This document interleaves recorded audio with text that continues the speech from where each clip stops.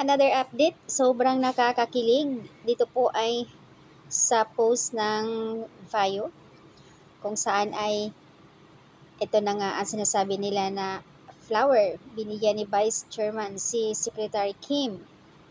Kung noon ay hit natin ang Monday, mukha ngayon ay araw-araw na natin mapapanood ang Kim Pao.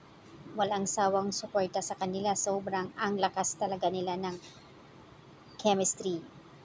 Ayan na ang trailer sa Monday. Yung teaser pa lang halos grabe na.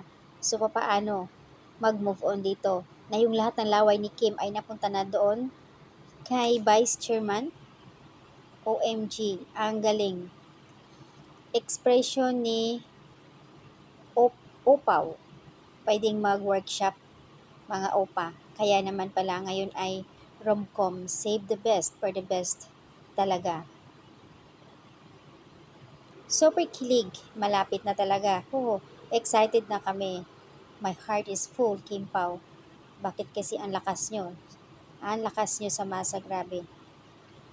Grabe si View. Magugulat, nakakainis, nakakilig.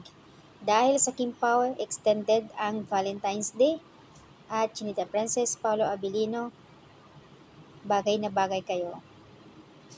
Patapos na ang taping, may official trailer sa Monday. Sana lagi po din magkasama ang Kim Pao na kahit wala ng taping, bacon namin at Bayo Philippines.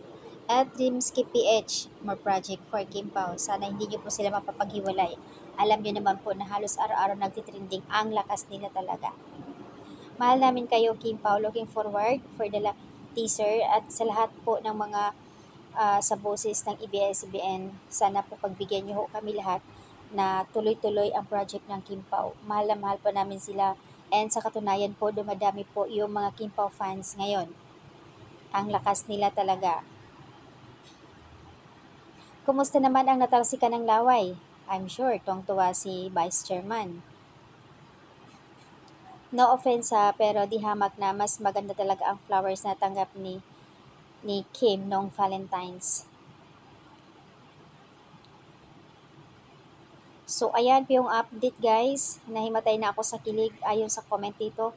Okay na pala na kahit walang jowa, nanonood lang ako ng Kim Pao, kinikilig ako. Sa kanila nabuhos ang oras ko kahit may work ako. Kapag napapanood ko sila, sobrang kilig na kilig ako.